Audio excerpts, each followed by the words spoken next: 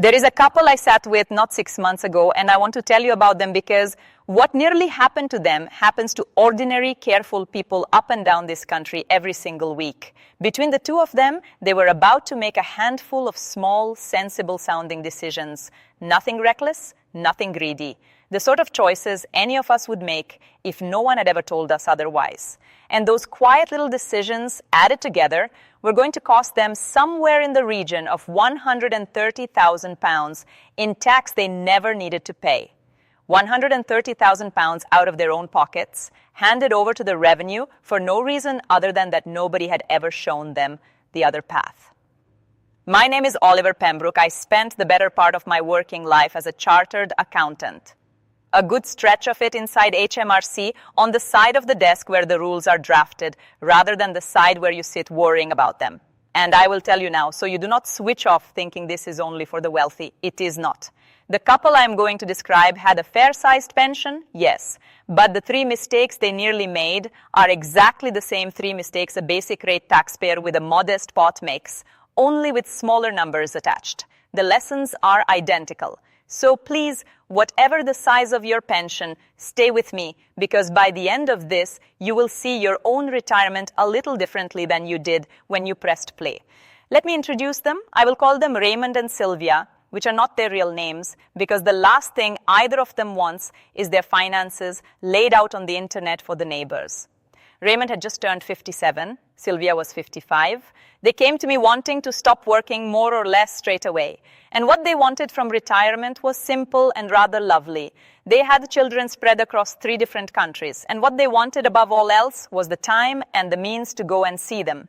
Their target was an income of about £5,000 a month after tax for the rest of their lives. £60,000 a year, give or take, to keep the planes booked and the spare rooms filled with grandchildren. Now here is what they had to work with.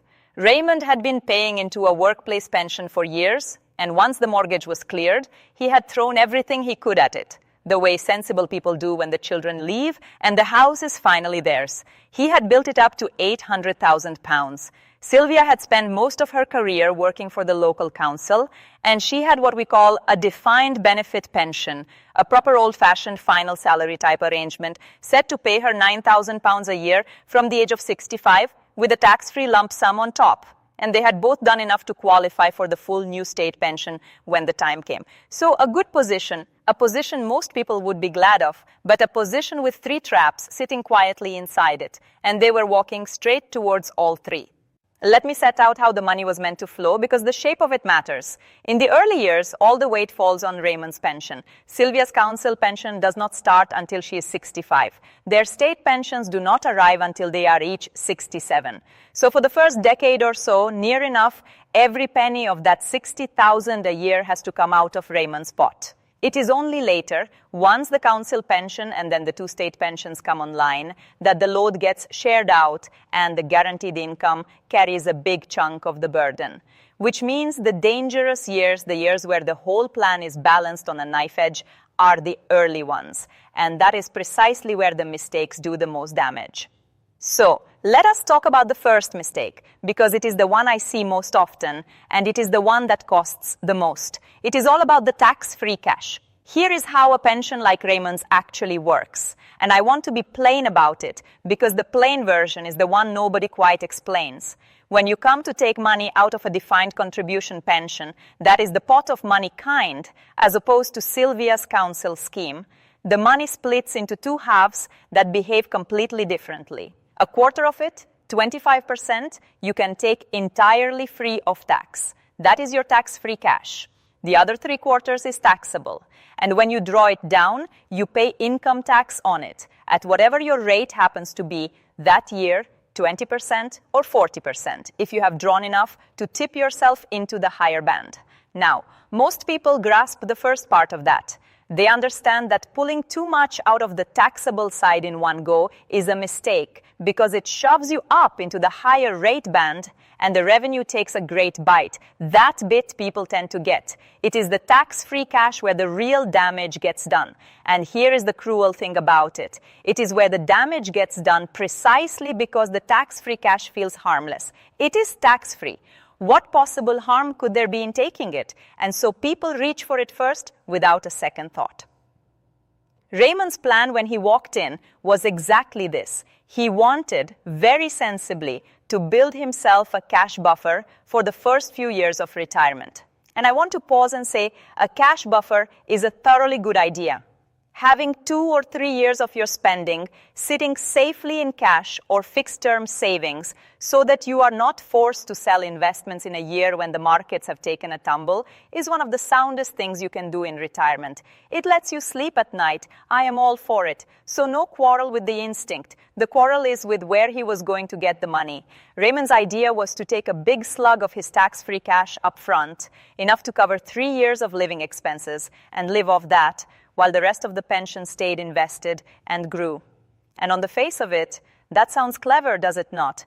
3 years of tax-free living, no tax bill at all to start with. But watch what happens next, because this is the trap snapping shut. For those first 3 years, he pays no tax. Lovely.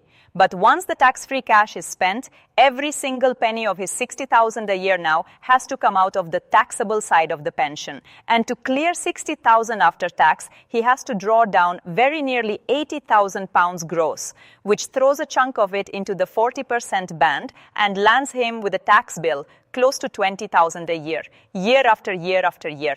Do you see what he has done? He has taken the one part of his pension that could have been sprinkled over his whole retirement to keep his tax bill down, and he has burnt the lot of it in 3 years when he was not paying any tax anyway. He has used his best tool at the exact moment it was worth the least.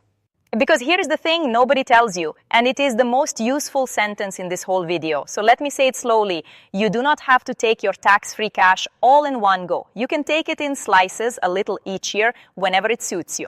And the simplest way to picture it is this. For every £4,000 you pull out of your pension, you take $3,000 from the taxable side and $1,000 from the tax-free side, blend it together. That way, every withdrawal is a quarter tax-free. And if Raymond had drawn his money that way, blended in that first year, his tax bill would have dropped from around $19,000 to under $8,000 in 1 year by doing nothing more complicated than mixing his withdrawals instead of separating them. Run that forward across the whole of his retirement, and the projection had him saving something like £116,000 in tax, with the bulk of that saving falling in the first 15 years, which you will remember are exactly the fragile years when the plan most needs protecting. £116,000 from one change of habit. And you can be cleverer still. In a year when you would otherwise creep into the 40% band, you take a little more from the tax-free side to hold yourself down in the 20% band. And in a gentler year, you take a little less. You steer it, you do not just set it and forget it. So that is rule 1. And hold on to it. Use your tax-free cash to top up your income in whatever way keeps your tax bill lowest year by year. And there is a rule, too, that sits right alongside it. The longer you leave the tax-free portion sitting inside the pension, the more it grows. And a quarter of a bigger pot is a bigger tax-free entitlement down the line. There is a ceiling on this. The most you can take tax-free across all your pensions is currently capped at £268,275. They call it the lump sum allowance. And I mention the figure because you may have heard talk of an old lifetime allowance that was scrapped back in April 2024.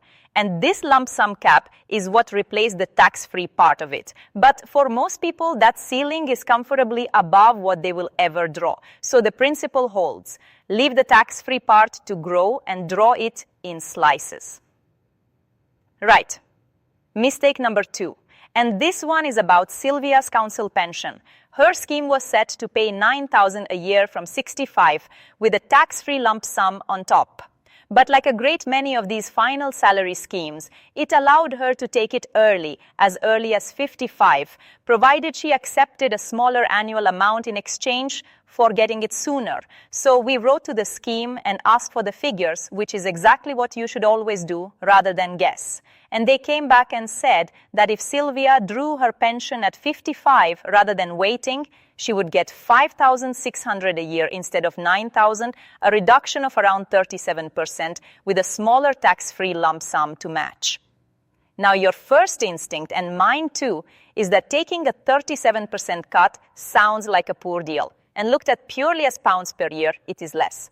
But you have to weigh the extra 10 years of payment she would collect by starting early against the bigger check she would get by waiting.